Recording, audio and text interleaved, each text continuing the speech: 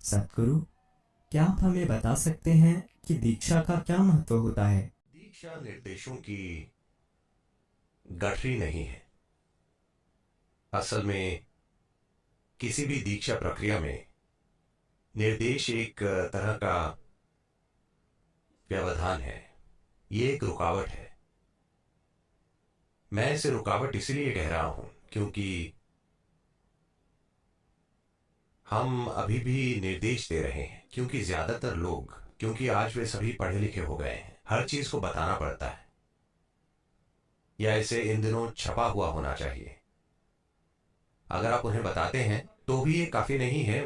वे दीक्षा के निर्देशों का एक छपा हुआ कागज चाहते हैं, क्योंकि वे सभी पढ़े लिखे हैं।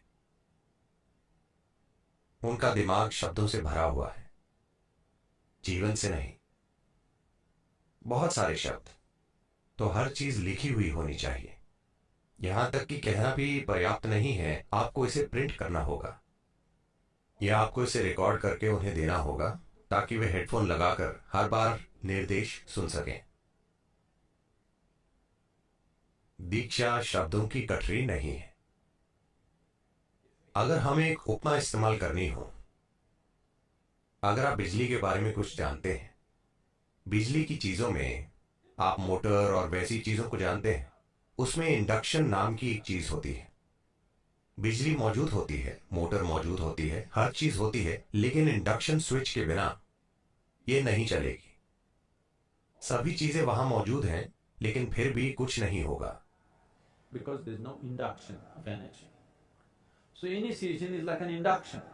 You have all the ingredients to be meditative, but it doesn't happen. क्योंकि ऊर्जा का कोई संप्रेषण नहीं हुआ है, तो दीक्षा एक संप्रेषण की तरह है। आपके पास ध्यानमय बनने की सभी चीजें हैं, लेकिन वो नहीं होता। वो क्यों नहीं होता? क्योंकि ये सृष्टि भी इसी तरह घटित हुई थी। अगर आप पारंपरिक व्याख्या के अनुसार देखते हैं, वो एक तरीका है। अगर आप आधुनिक वैज्ञानिक तरीके से देखते हैं, तो ये वही बात है जो एक अलग भाषा में कही गई है। आधुनिक विज्ञान ये बात कह रहा है कि कैसे सब कुछ खाली अंतरिक्ष था। अब वे खाली शब्द को हटाकर कह रहे हैं कि ये अंतरिक्ष था।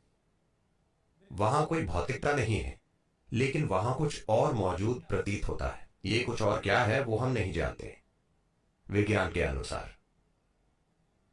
और आज उन्होंने ऐसे प्रयोग किए हैं जहां निर्वात की स्थिति में अगर आप इसके चारों ओर एक खास ऊर्जा लगाते हैं, इसमें नहीं, इसके आसपास, अचानक वर्चुअल प्रोटॉन और वर्चुअल न्यूट्रॉन बाहर निकलने लगते हैं। इसका मतलब है कि सृजन सिर्फ इसलिए शुरू होता है क्योंकि वहां ऊर्जा का खेल चल रहा है। योग परंपरा में एक सुंदर कहानी है। शिव। आपको शिव शब्द को समझना चाहिए। शिव का अर्थ है शिव, का अर्थ है वो जो नहीं है। ये अंतरिक्ष के लिए उपयुक्त वर्णन है। वो जो है वो भौतिक सृष्टि है। वो जो नहीं है वो अस्तित्व का भौतिक आयाम है।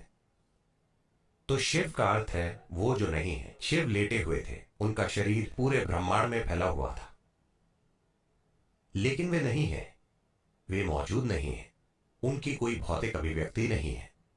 फिर शक्ति, ऊर्जा का एक खास आयाम आया और उनके चारों ओर नृत्य करने लगा, और तब वे जीवित हो उठे। फिर वे अपने मुंह से आकाश गंगाओं को उगलना शुरू कर देते हैं। ये सृष्टि की उत्पत्ति का सबसे उपयुक्त वर्णन है। अभी भी आकाश गंगाओं को उगलना, नई आकाश गंगाओं का पैदा होना, ये लगातार हो रहा है, सिर्फ इसलिए क्योंकि एक खास ऊर्जा ने इसे छुआ है। सृजन के लिए जो कुछ भी जरूरी था वो पहले से ही उनके अंदर था, लेकिन उन्हें इंडक्शन की जरूरत थी। So initiation is a kind of an induction process. तो दीक्षा एक तरह की इंडक्शन प्रक्रिया है। लेकिन दुर्भाग्य से आज अगर मैं लोगों से सिर्फ यहां बैठने के लिए कहता हूं, बाकी चीजें हम आपके लिए करेंगे, तो वे कुछ नहीं हो रहा है। वो कुछ कर क्यों नहीं रहे हैं? आपसे कुछ कहने की उम्मीद की जाती है। तो क्या किया जाए? आधुनिक समय में हम बहुत सी बातें करते हैं, आपके साथ हैंग आउट करते हैं।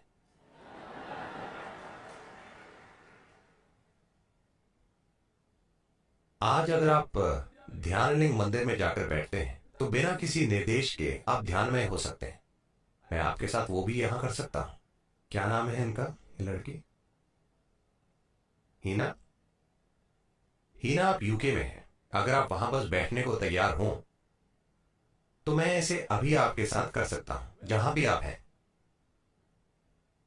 लेकिन अभी आपको बहुत, आप एक छात्र हैं, अभी भी पढ़ रही हैं। शायद आप एक संभावना है, अभी पूरी शिक्षित नहीं हुई हैं। आपके दिमाग में ढेर सारे शब्द हैं, केवल एक ही चीज जो आप समझती हैं वो है शब्द। उसी के चलते निर्देश आए हैं, वरना दीक्षा निर्देश के बारे में नहीं है। इसमें वाकई कोई निर्देश नहीं है। दीक्षा बस एक संप्रेषण प्रक्रिया है, ये एक ऊर्जा प्रक्रिया है। लेकिन हमें ऊर्जा के बारे में बात करनी होती है।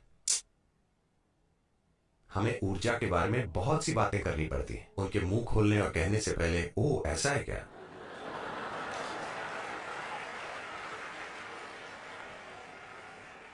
गुरुओं के लिए मुश्किल समय, बहुत ज्यादा बात करना।